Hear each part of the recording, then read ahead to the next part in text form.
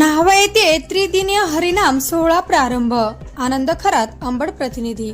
न्हावा येथील सच्चिदानंद उर्फ पुंजराम महाराज मठ येथे परमपूज्य श्री सद्गुरु रंगनाथ बाबा, सदानंद महाराज, गुरुवर्य चंदनराव बाबा, हरेराम बाबा यांच्या कृपा आशीर्वादाने व स्वामी परमपूज्य पुंजराम बाबा यांच्या पुण्यतिथी दिनानिमित्त त्रिनदीय हरिनाम सोहळा प्रारंभ. आजचा पहिला दिवस दिनांक 8 डिसेंबर सोमवारी हरिभक्त परायण सविताताई केकांत देशमुख उमरद यांचा कीर्तनाचा कार्यक्रम संपन्न झाला.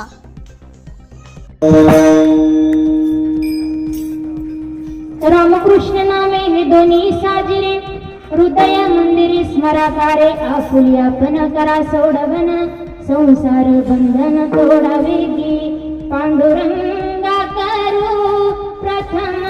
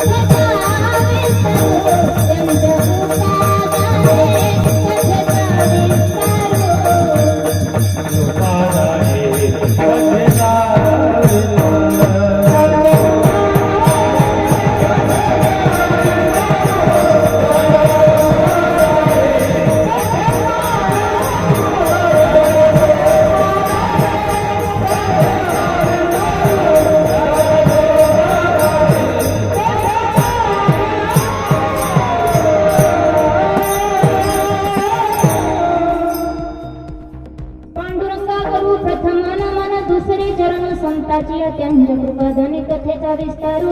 बाबाजी सद्गुरुदास तुका.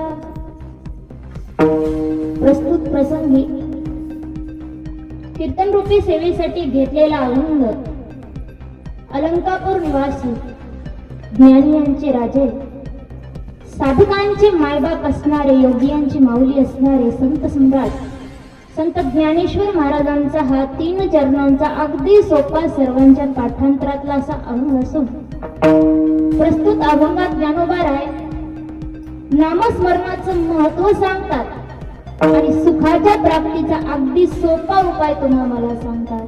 विठ्ठल विठ्ठल.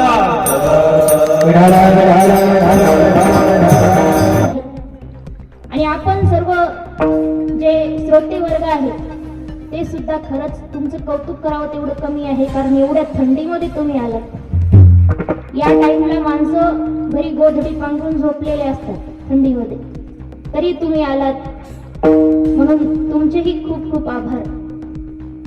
आणि सर्वात महत्वाची सेवा तुमच्याकडे आहे. आम्ही सर्व कीर्तनाची भजनाची सेवा करत आहोत, पण महत्वाची सेवा आहे जे तुम्ही श्रवण करताय ना, तुमच्याकडे श्रवण भक्ती भगवंताची सर्वश्रेष्ठ भक्ती आहे. 9 भक्तीपैकी ती म्हणजे कीर्तन श्रवण करणे आणि सर्वश्रेष्ठ भक्ती आहे, सर्वश्रेष्ठ सेवा आहे.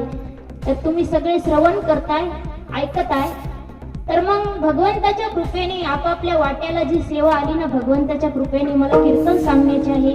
सर्व भजनी मंडळ भजनाला साथ देण्याची सेवा यांच्याकडे आहे.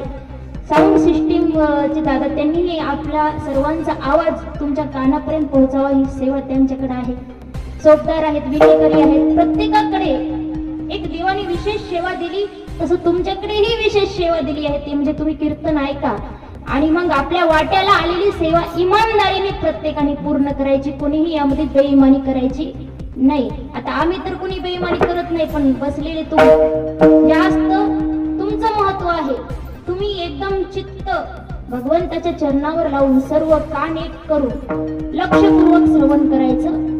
कारण श्रवण करणे ही भक्ती महत्वाची तर आहे.